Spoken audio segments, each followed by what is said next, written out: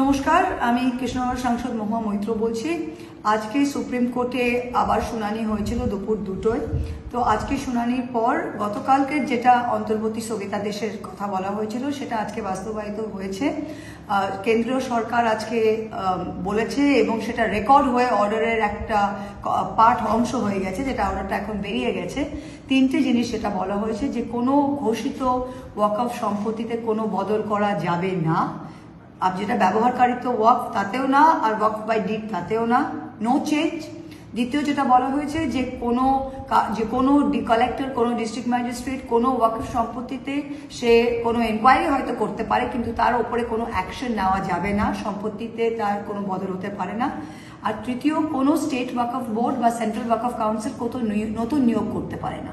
যেটা বিজেপির একটা আইডিয়া ছিল যে প্রত্যেকটা ওয়াকফ বোর্ডে আমরা নন মুসলিম ঢুকিয়ে তার কম্পোজিশনটা চেঞ্জ করব, সেটা তারা করতে পারবে না।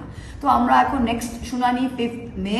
কিন্তু এই অন্তর্বর্তী স্থগিতাদেশটাতে যেটা মূল ভয় ছিল, মূল আশঙ্কা ছিল, সেটা সম্পূর্ণভাবে আমি বলবো যে রিঅ্যাসুরেন্স আমরা পেয়ে গিয়েছি। তো this is a very big step in the right direction. আমি সবাইকে বলবো যে এটা ফ্র্যাঙ্কলি যেটা মেন আশঙ্কা সেটা অলরেডি অ্যাড্রেস হয়ে গেছে। তা আমাদের এখন শুনানির জন্য ওয়েট করা দরকার, নেক্সট ডেট 5 মে। আর খুব দ্রুত ডেইলি শুনানির মতোই এইটাকে প্রসেসটাকে করা হবে।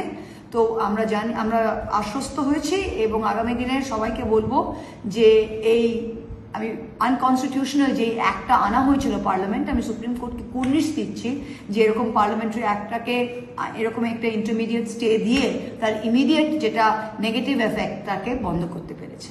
এটা আপনাদের সবাইকে বুঝে আশ্বস্ত হওয়া উচিত। Thank you.